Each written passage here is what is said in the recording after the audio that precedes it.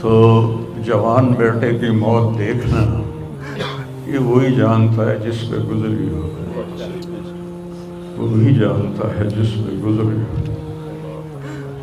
میرے مقدر میں تھا، میں نے ہمیشہ دعا مانگی، یا اللہ مجھے اولاد کا صدمہ نہ دکھانا، یہ ہمیں اٹھا کے لے جائیں، ہم انہیں نہ اٹھائیں۔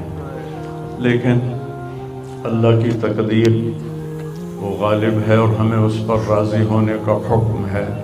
میرے نبی کی دعا ہے، اللہم انی اسألک الرضا بعد القضاء، یا اللہ تو اپنی تقدیر پر مجھے راضی کر دے۔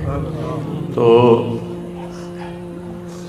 بالکل ہم راضی ہیں، میرے سارے خاندان والے راضی ہیں، لیکن جو ایک زخم لگا ہے وہ بہت گہرا ہے، وہ اتنی جلدی بھرے گا نہیں۔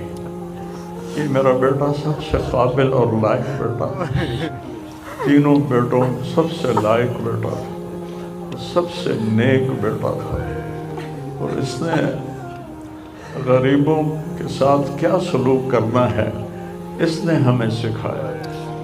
غریبوں کے اس نے دل خرید لیے تھے، ان کے ساتھ بیٹھ کے کھانا کھاتا تھا، ان کو اپنی قیمتی گاڑی میں بٹھاتا تھا۔ جو لوگ اپنی گاڑی کے قریب کسی کو نہ گزرنے دیں، وہ ان کو انہی گندے کپڑوں کے ساتھ، یہاں ایک پاگل رہتا ہے، وہ میلے کچیلے گندے کپڑے پیشاب بیچ میں کیا ہوا اس کو اٹھا کے اور اپنی گاڑی میں بٹھاتا تھا۔ وہ ساری سیٹ خراب ہو جاتی تھی، لیکن وہ اس کو اپنی فیکٹری میں لے جاتا، پھر نائی کو بلا کر اس کے بال کٹواتا، اس کو نہلاتا، اس کے کپڑے بدلواتا۔ اس پورے گاؤں میں وہ پاگل صرف ایک شکل کو جانتا ہے اور ایک نام کو جانتا ہے۔ وہ نام تو پکار نہیں سکتا تھا، کہتا میاں میاں میاں۔ یہ صرف ایک اس عاصم جمیل کو وہ جانتا ہے، جو آج ہم سے رخصت ہو گیا، اور یہاں ہم بے بس ہیں اور اللہ کی تقدیر پر ہم راضی ہیں۔ اور السعید من وعظ بغیرہ، موت سے اپنی موت کو یاد کرنا چاہیے کہ ایک دن میرے اوپر بھی یہ آئے گا اور میرا بھی سانس نکلے گا اور زندگی کا دھاگا ٹوٹے گا۔ یہ اس بچے نے وہ کام کیا علاقے میں جس کو میں اپنی تعریف نہ ہو جائے، یہ اللہ کی امانت تھی، اللہ نے اس کو اپنے پاس بلایا۔ لیکن بہت کم والدین کو ایسی اولاد ملتی ہے، بہت کم والدین کو ایسی اولاد ملتی ہے، اور اسے جوانی میں اللہ نے بلا لیا۔ میں راضی ہوں، میرا سارا خاندان بھی راضی ہے، لیکن یہ رونا تو میرے بس میں نہیں۔ اللہ اولاد کے صدمے سے سب کو بچائے، اللہ اولاد کے صدمے سے سب کو بچائے۔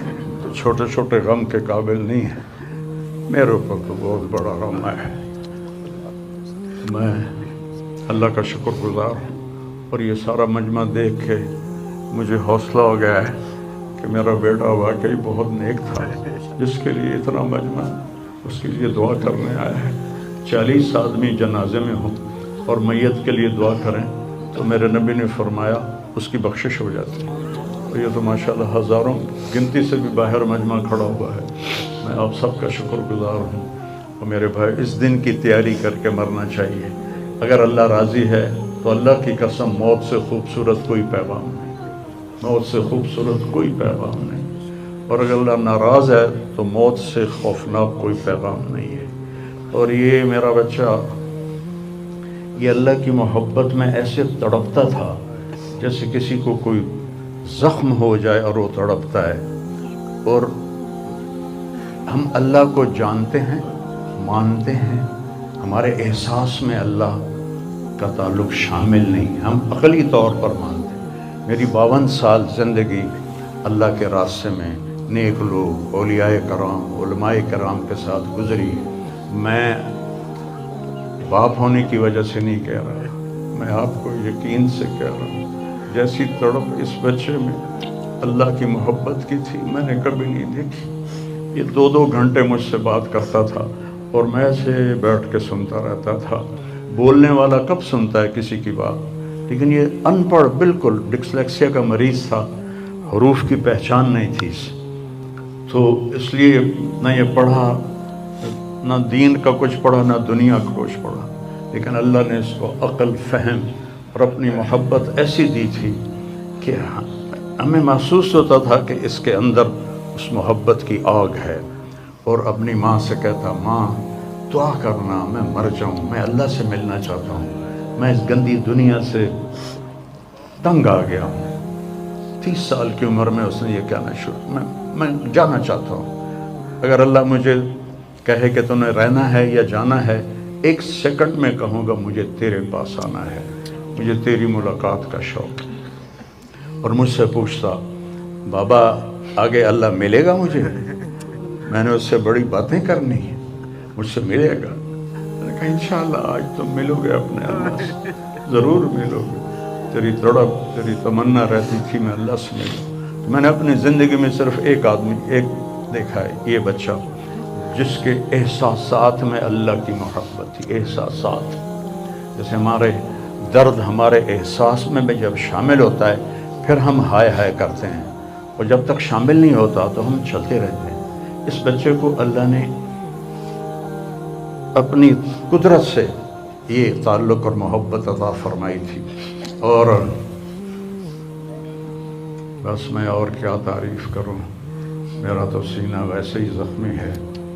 یہ بہت عالی شان بچہ اللہ نے مجھے دیا تھا، میں اللہ کی تقدیر پہ راضی، اسی کا تھا، اس نے لے لیا۔ بھائیو، موت سے پہلے مرنے کی تیاری کر لو، آپس کی لڑائیاں چھوڑ دو، آپس کے جھگڑے چھوڑ دو، آپس کی نفرتیں چھوڑ دو۔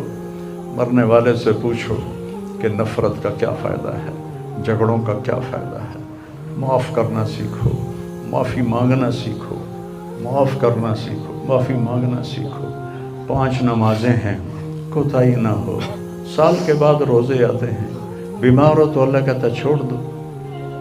حج اور زکوٰۃ پیسے والوں پر ہے۔ تو ٹوٹل ایمان کے بعد 2 باتیں ہیں، ایک نماز ہے اور ایک روزہ ہے، اور اس کے بعد ایک حدیث میں سنا کر ہم جنازہ پڑھتے ہیں۔ میرے نبی نے فرمایا 4 باتیں سیکھ لو مجھ سے، 4، اب 5ویں بھی نہیں، 5ویں نہیں، 4 انگوٹھا کر کے کہ 4 باتیں مجھ سے سیکھ لو تو پھر دنیا بھی تمہاری ہے، آخرت بھی تمہاری۔ صدق و حدیث، ہمیشہ سچ بولنا، ہمیشہ سچ بولنا۔ آج نیت کرتے ہو؟ انشاءاللہ۔ حفظ و امانت، کسی کو دھوکہ نہ دینا، کسی کے ساتھ 2 نمبری نہ کرنا، کسی کو اپنے مفاد اور پیسے کے لیے، اپنے منصب کے لیے اس کے ساتھ دھوکے بازی نہ کرنا۔ تیسری بات، حسن و خلیقت، اپنے اخلاق اچھے رکھنا، گالی، غیبت، الزام تراشیاں، جھگڑے، یہ چھوڑ کے اچھے اخلاق والے بن جاؤ۔ اور چوتھی بات فرمایا، عفت فی طعمت، رزق حلال کماؤ۔ اب سارے مجمع سے میری اپیل ہے، آج کے بعد نماز پکی کرنی ہے اور سچ بولنا ہے اور کسی کو دھوکہ نہیں دینا اور اپنے اخلاق اچھے کرنے ہیں، کسی کو گالی نہیں دینی، کسی کو بے عزت نہیں کرنا، اور رزق حلال کمانا ہے۔ تو انشاءاللہ میرے نبی کا وعدہ ہے، دنیا بھی تمہاری ہے، آخرت بھی تمہاری ہے۔ آؤ ہم اپنے بیٹے کو رخصت کریں۔ تکبیر میں